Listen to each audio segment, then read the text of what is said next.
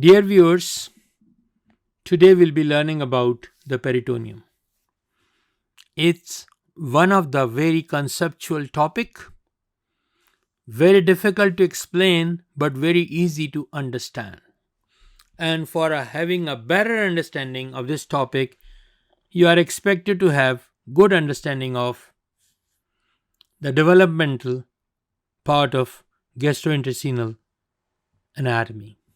And this is one of the key which helps you to understand in a better way.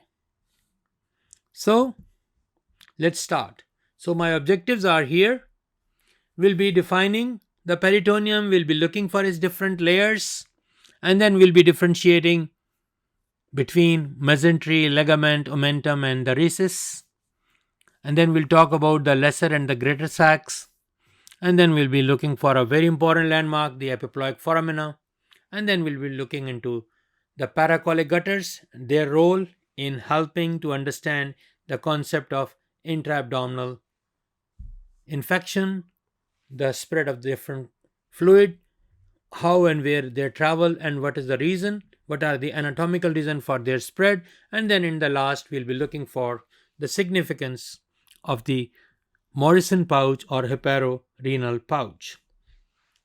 So primarily, peritoneum is a serous membrane which lines the abdominal cavity. It covers the anterior and posterior walls, the undersurface of the diaphragm, and the walls and floors of the pelvic cavity. It's a single layer of flattened cells with phagocytic properties. So now we talk about the peritoneum has two layers. How these two layers and how they are changed. But on the other hand, we have also said that it is a single layer of flattened cells. So this is what we'll be understanding right now. Now, to understand peritoneum, we should always start with this balloon. And this balloon is the main key for understanding of the peritoneum. Now, what we do with this balloon? We try to push our fist. But before pushing the fist, I have colored this balloon. Half of it is being colored red and half of it is being colored blue.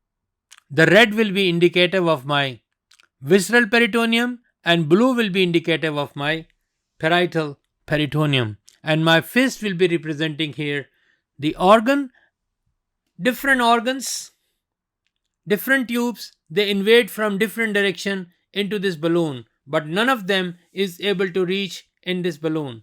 Because of their push, we can get two layers, but in reality, it's a single layered sac of serous membrane. Now the fist has been started going inwards and it's almost gone inside. Now as a result of that, you can see now this visceral peritoneum is enclosing, is been surrounding my fist and the parietal peritoneum on the side, and now I have the two layers. So the layer of my peritoneum which is closely blended with my fist, that is the visceral layer, and the one which adheres to the body wall, that is the parietal layer, and in between now we have a space which is called peritoneal cavity, and this peritoneal cavity has a lubricating fluid, but there is no other thing which lives inside this peritoneal cavity. Now let's start making the same thing. So this I had made for you, the parietal peritoneum, and then this is my visceral peritoneum and what it was enclosing, and there you can see this peritoneal cavity. This is my anterior body wall and this is my posterior body wall, and this is an organ. Let's take, because we are talking about GI, so let's say this is stomach and it has its lumen, and there we have the aorta which is present at the posterior abdominal wall, and then we have an artery which is supplying to my stomach and it's going and approaching. So this fold of the peritoneum, why it is being left here, it is being created to transmit these vessels. They can leave or go inside to supply these organs. And now this fold of the peritoneum, we call it the mesentery. it has different names. At places we call it mesentery, at places we call it a ligament, at places we call it an omentum. So this is what we have to understand, what is that situation and how and where, what name has to be given to this double fold which is supporting these organs. Now, this is one example. The organ, and you can see the parietal peritoneum. This is the fold, a mesentery, and this is the visceral peritoneum. Are we clear so far? Going further, and same organ. Now it is covered from three sides.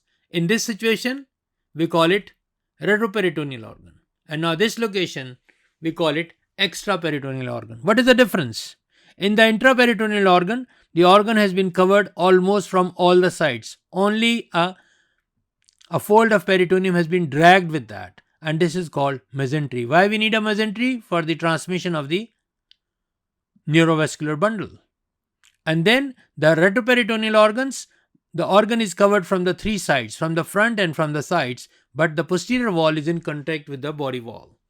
And that is the retroperitoneal location. And the extraperitoneal organization, what we see here, there we can see anteriorly, only anteriorly, the parietal peritoneum is going in front of it, is just covering the superior surface of this organ, but the sides and the back, they are not covered. And this location, we call it extraperitoneal organ. So now, various folds or reflection of peritoneum, they connect viscera to the abdominal walls or to one another. And some of these are properly called folds, but others are called mesentery, omentum, or ligament. How and what is happening? So now let's look at those. So now the terminologies are very important. Mesentery. What is mesentery? We have seen an example. So mesentery is the double layer of peritoneum which is enclosing an organ and connecting it to what? Connecting it to the posterior abdominal wall. So this type of organization, we call it mesentery. Another situation, omentum. What is omentum? Same two layers of the peritoneum which extends from the stomach to other organs. So in that situation, the same two layers, we don't call them mesentery now, we call them omentum. Then peritoneal ligaments. What is this peritoneal ligaments? Now the same two layers, but situation is changed. If they are coming from anterior abdominal wall or between two abdominal organs, so we call them ligaments. Guys, these ligaments are different from the ligaments of my MSK. Then we have peritoneal recess. What is this recess thing? A blind pouch or cul-de-sac, and it is between the organs, and the examples are my lesser sac, pouch of Douglas, or rectovesical pouch. Intraperitoneal organ, we know it. Retroperitoneal organ, we know it. Extraperitoneal organ, we have seen all these three variants, and it's all about the two layers, but the organization is different. Let me recap. Intraperitoneal, the two layers coming from the posterior wall. Extraperitoneal, the organ is only covered from one surface, and the retroperitoneal organs, where the organs are covered from three surfaces. So retroperitoneal from three surfaces, extraperitoneal one surface, and intraperitoneal, actually nothing is inside the peritoneum, but intraperitoneal denotes to what? If the organ is enclosed and it drags two folds with that. If it's coming from the posterior wall, we call it mesentery. If it's coming from the anterior wall, we call it a ligament. Now, zygosis. What do we understand by this term zygosis? Here you can see an intraperitoneal example. The organ has been gone in and it drags a mesentery with that. But now we all know we have the rotation of the gut, which occurs within our abdominal cavity during the developmental phase. So due to these different rotational activities, what happens? One layer of my mesentery, it get blended with the parietal peritoneum and it get absorbed. And as a result, an organ which was initially intraperitoneal has become retroperitoneal. So this process, we call it zygosis. So it's a process of absorption of the mesentery. One layer of the mesentery fuses with the parietal peritoneum, you can see here, and then fused portion of the visceral and the parietal peritoneum are absorbed and organ becomes retroperitonealized. So you can see that when we started our journey, it was an intraperitoneal organ, and when we ended, it has become now a retroperitoneal organ. So this is the fusion process, you can see that, and this is where the absorption of the fused visceral and the parietal layers. So you can see that now this is the final picture. So this process is zygosis. It's very important in understanding that why certain organs during development, when they started, it was an intraperitoneal organ, but later part they become retroperitoneals. Now, same balloon, it's a big huge balloon, and I'm trying to hold it, and I'm trying to push my fist inside. What I'm doing by doing this?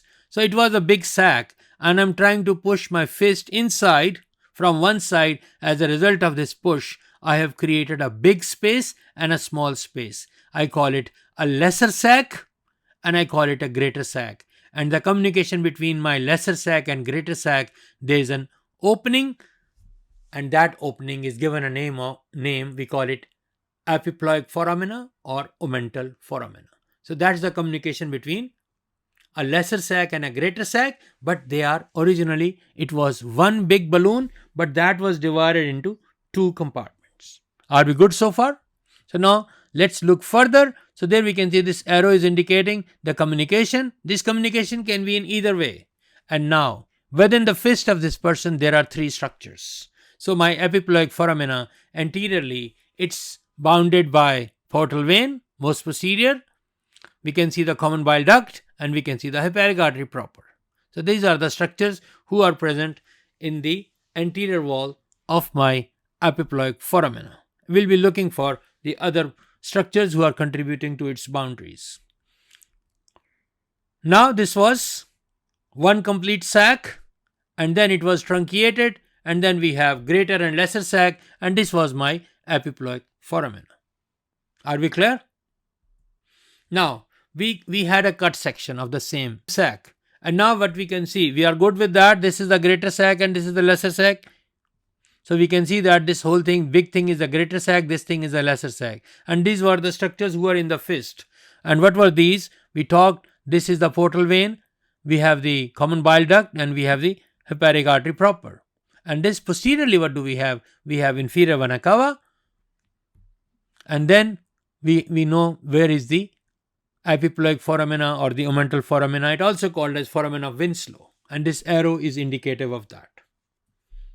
Now this greater sac is further divided into two compartments because of a mesentery, and this mesentery is the mesentery of my transverse colon, a horizontal partition which divides my greater sac into two spaces. An area above to that, we call it supracolic compartment, an area below to that, we call it infracolic compartment. Now we cut the same sac from a side view. We are looking from a side view, and what structures are visible to us? We can see here the liver, we can see here the stomach, the pancreas, and the duodenum are visible to me, and there we can see the transverse colon, and there we can see the same peritoneum that has been enclosing, and then it's been sandwiched. So let's see what happens. So now peritoneum is covering and coming. See, you can see that from the liver to my stomach. So this location, we'll not be calling it as a ligament. We'll be calling it as an omentum. And this is a small one, this is a big one. So we'll be calling it as lesser omentum, and we'll be calling it as the greater omentum. You can see it has 1, 2, 3, 4 layers. And then the mesentery of my transverse colon, it starts getting blended with this. They are adhering to each other, so they are getting fused with each other. And then as a result, what are we getting? These 4 layers, they fuse to become 2 layers. All has been fused, and now this structure, we call it as the greater omentum. What is the greater omentum? It's a double sheath of peritoneum folded on itself. We can see that to form 4 layers. We have seen the 4 layers. The anterior 2 layers, they descend from the greater curvature of the stomach. This was the greater curvature of the stomach. So they were descending from there. And they were descending like an apron. And they were overlying what? The coils of my transverse colon. And then they are closely blended with the peritoneum on the anterior surface of the transverse colon. So we have seen it. And that transverse mesocolon above it. So they are blending with each other. So the four layers of the greater omentum below the transverse colon fuse with each other to form an integral structure. And this integral structure where these layers has been fused, we call it greater omentum, and it contains adipose tissue, and it has a lot of jobs to be performed by this structure. So now, this greater omentum, what it is doing for us, we also call it abdominal policeman.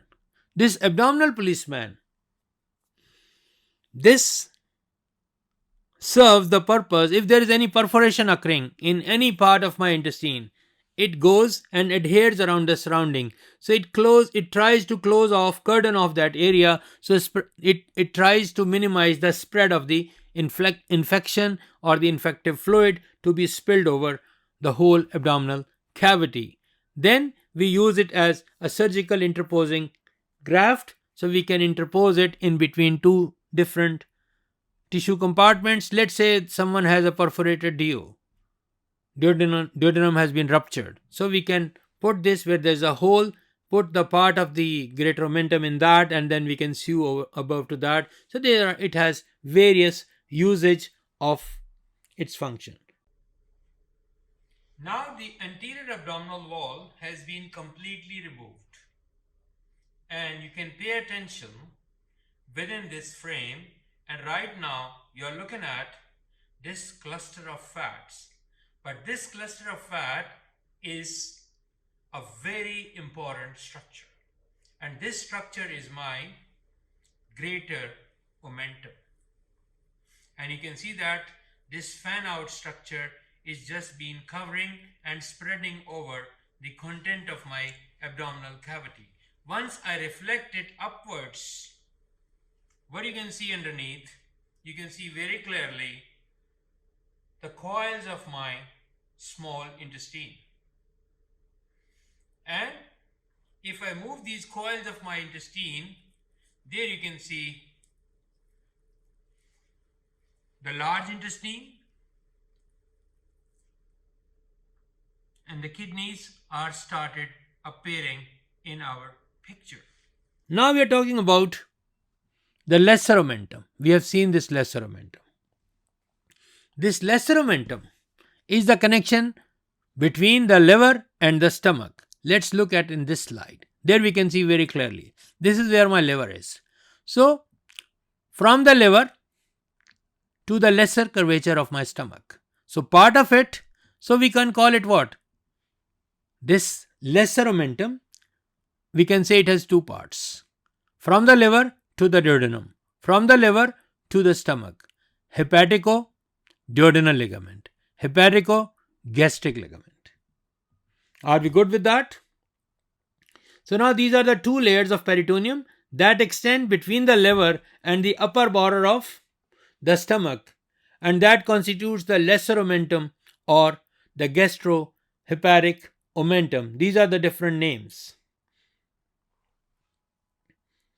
So now, if we are tracing downward over the stomach, if we are tracing downwards above the stomach, the two layers of the lesser omentum, they become same two layers. We call them now greater omentum.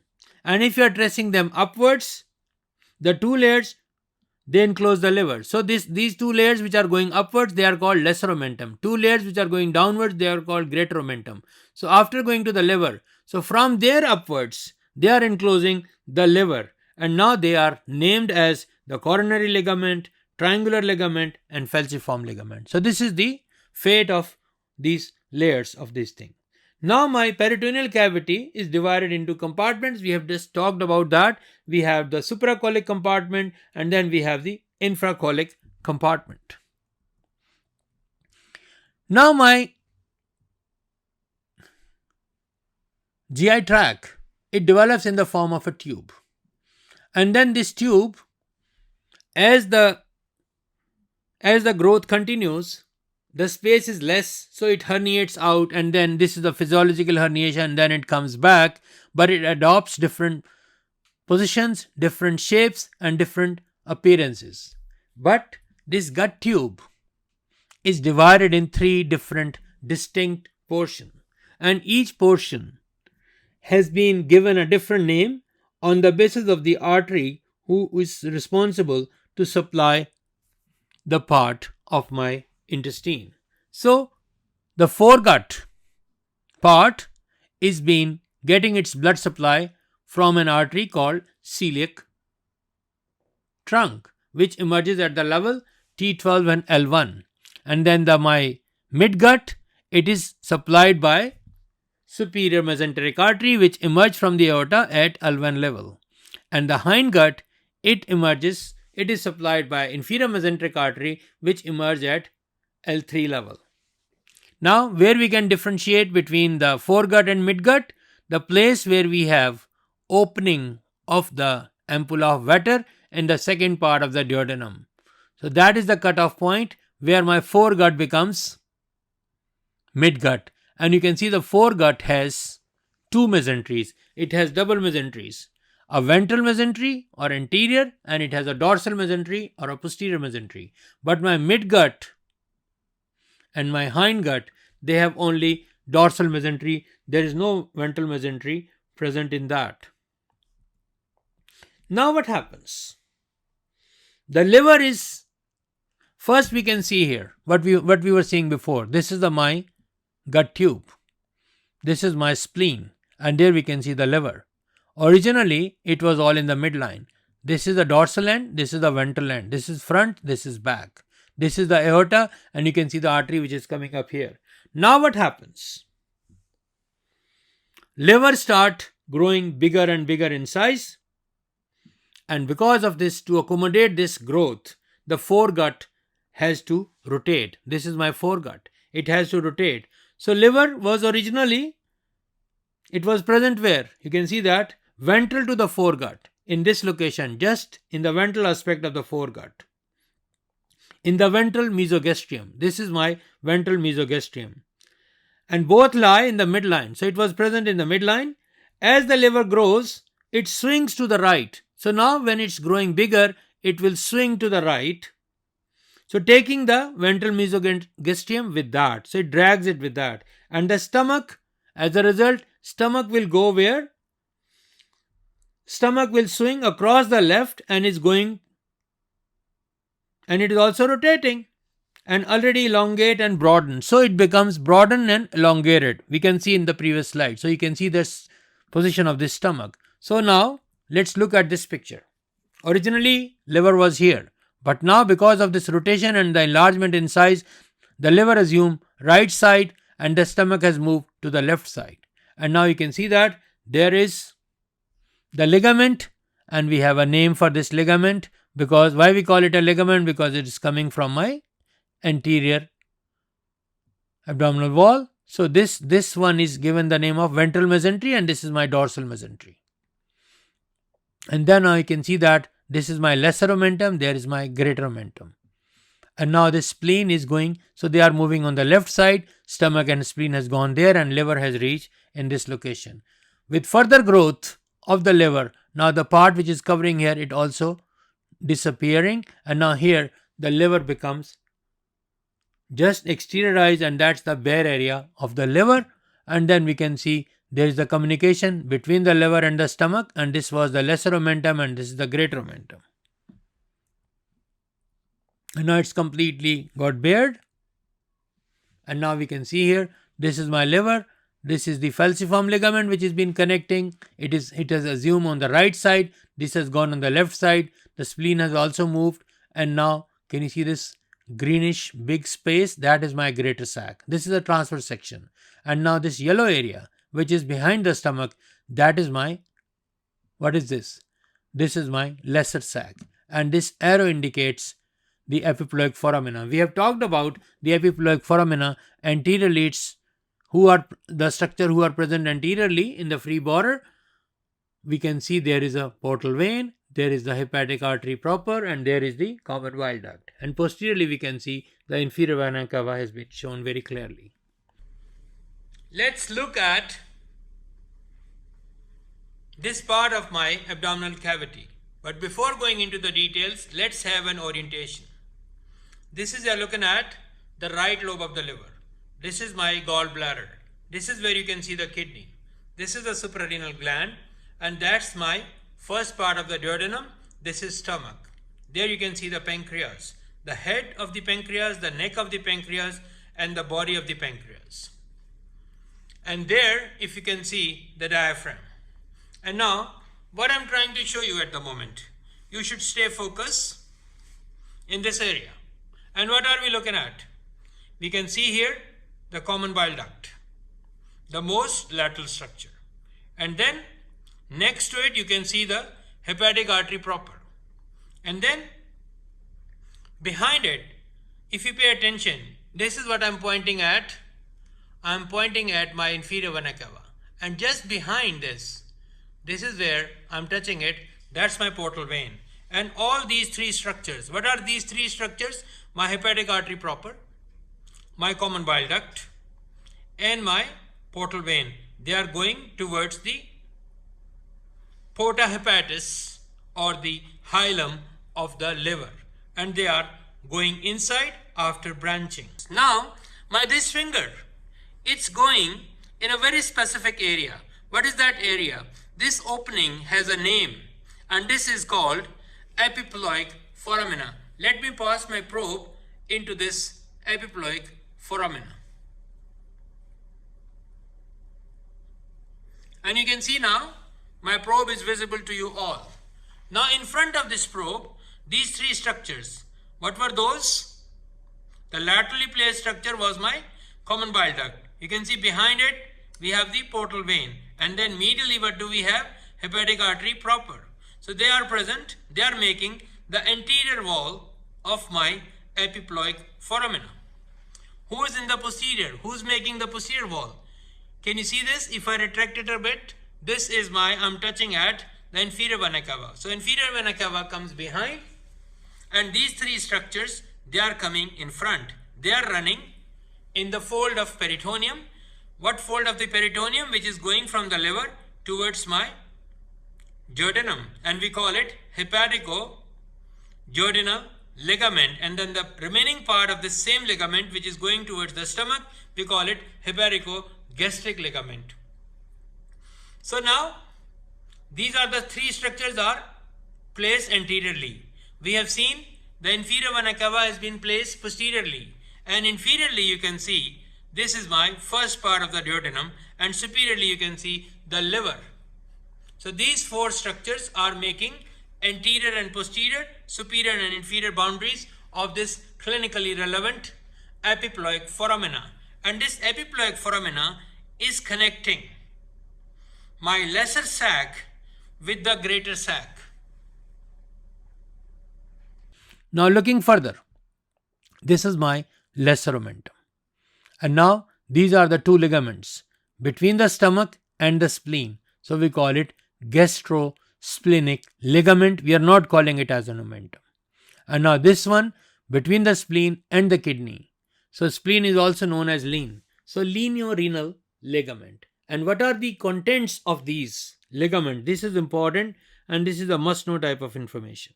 The content of my lineorenal ligament, you can see it yourself, is the splenic artery, and the content of my gastrosplenic ligament, that is the short gastric vessels, and we all know these short gastric vessels are the one which are supplying the fundus part of the stomach.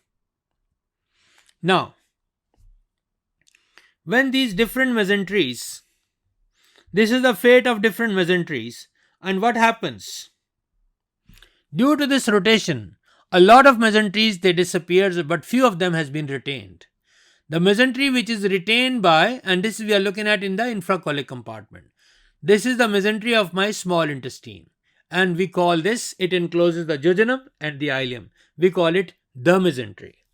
And now you can see this one. This is the mesentery which divides my greater sac into, below to it we have the infracolic compartment, and above to it we have the supracolic compartment. This is the mesentery of my transverse colon, so we call it transverse mesocolon. This is the mesentery or mesentery proper. Now this is the mesentery of my sigmoid part of the colon, so we call it sigmoid mesocolon. And this is the mesentery of the appendix, so we call it mesoappendix. So my mesentery, this is its ultimate fate, and we are seeing where? In the midgut and hindgut. Foregut we have seen already. Now, this is very important. First, label it. We are looking at the liver, gallbladder, the diaphragm which has been cut, spleen, stomach, and now the different parts of my large intestine. You are looking at the cecum, appendix, terminal ileum. This is my ascending colon. That becomes transverse colon. The place where it bends, we call it hepatic flexure. Why we call it hepatic flexure? Because it's just under the liver. And then we can see this is the descending colon. So the place where my transverse colon becomes the descending colon, that is under the spleen. So we call it splenic flexure. And then in the lower part where it becomes sigma shape, we call it sigmoid colon. Now we have very important landmarks, and these are the paracolic gutters and spread of infection. So now this is my colon, ascending colon, descending colon. Can you see there is a space between the body wall and this colon, ascending colon? So this space is on the right side. We call it right paracolic gutter. This is also right paracolic gutter. This is left paracolic gutter. There is another left paracolic gutter. So these gutters, they become a channel. Through this channel, the infection in form of what? Infection if there is some perforation. It could be any fluid, it could be blood, it could be pus, any fluid it can traverse because there are these spaces and they facilitate the flow of this fluid, which is an infective fluid. Because why I'm saying infective? Because it's coming from my large intestine or small intestine. What do you expect what it should be? So now let's do it. So right side, lateral to my ascending colon. So I will call it right lateral paracolic gutter. If a rupture occurs here, where this fluid can go? It can go up and can go down. Up where? Under the liver. But how it reaches to this place? How it goes under the liver? Because normally it's a closed space. But we have, if you can pay attention, there is a kidney. And there is a very important space in between my kidney and the liver, and we call it hepaticorenal pouch or the Morrison pouch. That provides a gateway for this fluid, for this inflammatory fluid. It can traverse upwards and it can pass between these spaces and it reach to this hepatorenal pouch, one of the most dependent part when someone is lying supine. And then from here, what happens? This can enter through the epiploic foramina into the lesser sac, and then it can go into the subdiaphragmatic space, and even it can, through the process of diffusion, it may enter into the pleural cavity. Pleura is the same covering, like we have peritoneum in the abdomen, we have pleura for the lungs, we have pericardium for the heart. So it goes to the pleural spaces and cause empyema thoracis, the abscess formation in the thoracic cavity. So you can see that a fluid which has started its journey in the right lateral paracolic gutter may enter into the pleural space. There is no hole here, but through the process of diffusion it can reach to that vicinity. And if it is going down, no one is stopping it, so it can go down into my pelvic cavity. So now this was my right lateral paracolic gutter. So now we are looking at, what is this point B? This is my right medial paracolic gutter. And now let's see what happens. If we have rupture on this side, so it can go up, but because of my presence of my transverse mesocolon, it will not be going upwards. It will not be entering into supracolic compartment. Will it be going downward to the pelvic cavity or to the left side? There is someone whose protecting that. And who's that? This is the attachment of my mesentery of my small intestine, the mesentery proper or the mesentery. So now any fluid in this vicinity will be localized within this area. It will not be spreading out or going above. Now coming to the left side, left medial paracolic gutter. If we have any rupture here, superiorly it will be limitized by my transverse mesocolon, and inferiorly what will happen? Yes, there is no one who can stop him, so it can go down to the pelvic cavity. Coming to my point D, and what is this point D? Left lateral paracolic gutter. So now here it can ascend up and it can go down to the pelvic cavity. But what happens? Superiorly we have someone here. Who is this structure? This is between my colon and my diaphragm. So we call him phrenico-colic ligament. So this phrenico-colic ligament will stop the upward spread of the infection into the supracolic compartment. So in nutshell, we can have only communication through this hepatorenal pouch or Morrison pouch, and that is on the right side, right lateral side. All other compartments, they are cordoned off. So that explains, if we have any free fluid within the abdominal cavity, how it can reach to upper part, to in the supracolic compartment. The only way is through the hepatorenal pouch, and that is one of the most dependent part if patient is in the supine position. Now let's look at what will happen to the peritoneum in the pelvic cavity. So we can see that what is happening here. The rectum we have divided into three parts. First part, second part and third part. So the first part is covered from three sides. So this organization is retroperitoneal organization. Second part only covered from the front. So this is extraperitoneal. And third part is not covered by any layer of peritoneum. After that, after dipping inside, it ascends up and it covers the superior surface of the uterus. Then it dips down the space between the uterus and the urinary bladder, and then it ascends up. So it's covering only the superior surface of the uterus and superior surface of the urinary bladder. So these two are the extraperitoneal organs, and then it continues upwards to be continued with the anterior abdominal wall. So this is how my peritoneum is organized within the pelvic cavity.